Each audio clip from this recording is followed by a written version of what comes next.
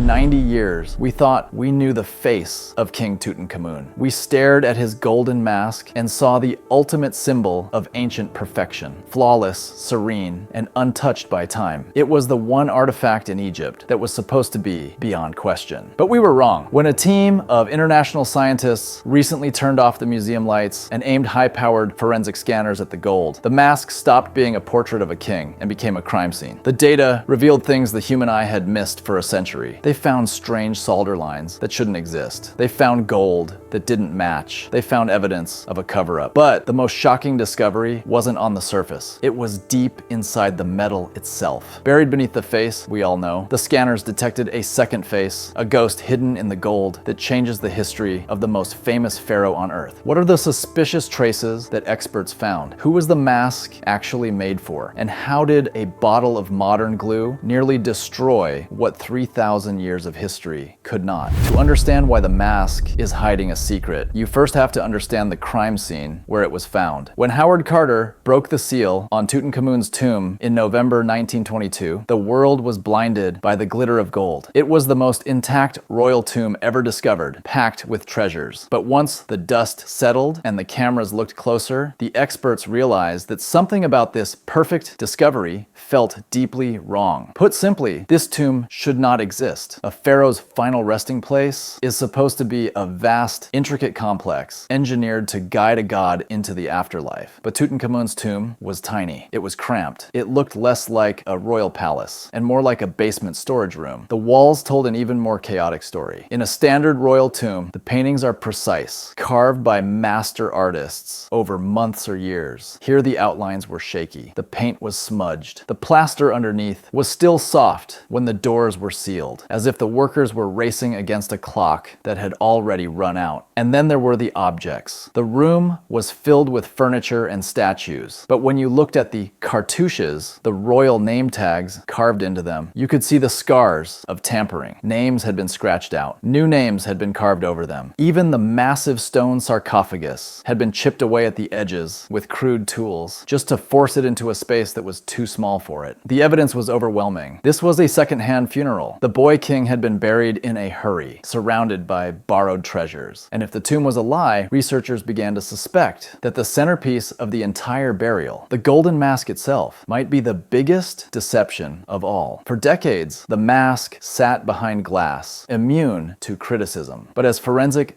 technology improved, the mask began to betray its secrets. The first crack in the story came from the light. When specialists examined the mask under controlled lighting, they noticed a subtle but impossible inconsistency. The gold on the face was a different shade than the gold on the headdress and collar. To a casual observer, it looks uniform, but metallurgically, they are different alloys. This suggests they weren't made at the same time, or perhaps they weren't even made for the same person. Then there is the matter of the ears. Look closely at the mask and you will see the earlobes are pierced. In ancient Egyptian art, pierced ears were almost exclusively reserved for children and queens. A grown male pharaoh, a god king, would not be buried with pierced ears. It was a violation of tradition. It was a detail that belonged to a woman. The deeper the experts looked, the more the mask seemed to be a patchwork of reused parts. The area around the royal name on the back of the mask showed signs of disturbed gold, uneven smoothing, and strange tool marks. It looked exactly like someone had erased an original inscription and hastily written Tutankhamun's name over it. The facial features didn't match either. When you compare the mask to other proven statues of the king, the jaw is too square, the cheeks too full, the eyes shaped differently. It was a portrait of a stranger. Historians began to whisper a controversial theory. They looked at the turbulent history before Tut's reign, the time of Akhenaten and the mysterious Queen Nefertiti. Nefertiti had vanished from the records, and a female pharaoh had briefly taken her place. The theory was compelling. The mask wasn't made for Tutankhamun. It was made for Nefertiti. When the young king died unexpectedly, the priests, desperate and out of time, took the queen's funerary equipment, erased her name, and placed her mask on the boy's face. It seemed like the case was closed. The mask was a stolen masterpiece. But the scientists weren't done. They decided to stop guessing and start scanning. everything. The investigation entered a new phase when a Japanese team brought portable X-ray fluorescence scanners into the museum. They wanted to read the chemical DNA of the mask without touching it. The results immediately complicated the stolen mask theory. The scans revealed that the mask was an engineering marvel. It wasn't just a sheet of beaten gold. It was a complex system of alloys. The varying gold mixtures weren't mistakes. They were deliberate choices to control the metal's color and strength. They found Egyptian blue in the headdress stripes, the earliest synthetic pigment in human history, proving the artisans possessed advanced chemical knowledge. They found a hidden support tube inside the false beard, a brilliant mechanical solution to keep it attached without visible screws or glue. These weren't the signs of a rushed, panic-stricken workshop hacking apart a queen's mask. These were the signs of master craftsmen working with intent. The structural analysis revealed faint geometric seams and tool marks that showed the mask had been constructed in sections by different masters, then fused together. It was designed to last forever. But the question remained, who was it for? The surface clues still pointed to Nefertiti. The gold difference, the pierced ears, the altered writing, it all screamed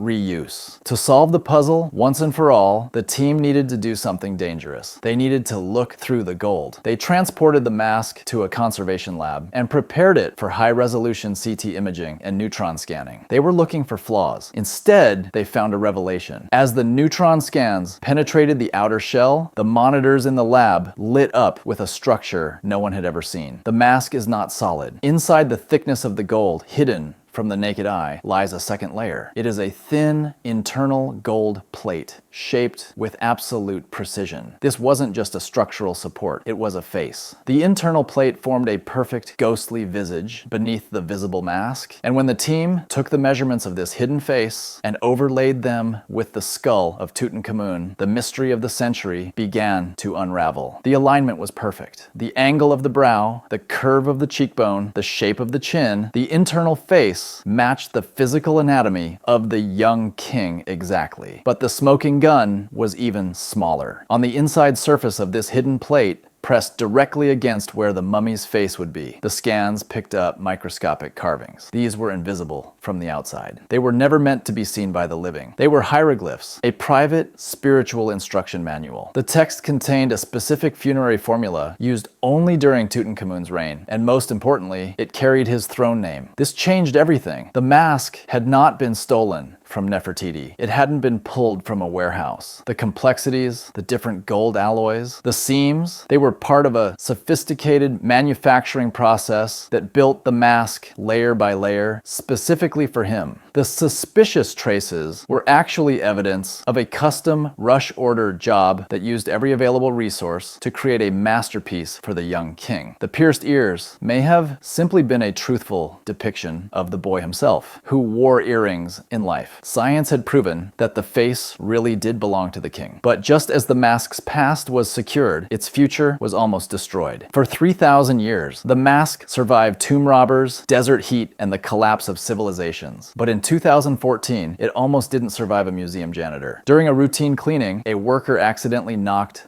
the iconic blue and gold beard off the mask. It was a catastrophe. But instead of calling a conservation team, the staff panicked. They wanted to fix the mistake before anyone noticed. They grabbed a tube of industrial, quick-drying epoxy glue, essentially super glue used for home repairs. They slathered it onto the chin of the most valuable artifact on Earth and jammed the beard back in place. The glue hardened instantly, but it dripped. A crusty yellow layer of epoxy was left visible around the chin. When they tried to scrape it off with a spatula, they scratched the ancient gold. It was a scandal that horrified the world. The mask that had revealed such complex ancient engineering was nearly ruined by modern incompetence. A team of German and Egyptian experts had to spend weeks using wooden sticks and warm beeswax to gently, agonizingly pick the glue off, micrometer by micrometer. They succeeded. The mask was restored. Today it stands in the Grand Egyptian Museum, staring back at us with the same calm gaze it has held for millennia. We now know that this face is not a stolen lie. It is a custom-made miracle, engineered with hidden layers and secret prayers, designed to ensure that the boy king would never be forgotten. And despite the rush, the thieves, and the glue, it worked. If you want to uncover more secrets buried in the sands of history, make sure you're subscribed and click the video on your screen right now to enter the next mystery.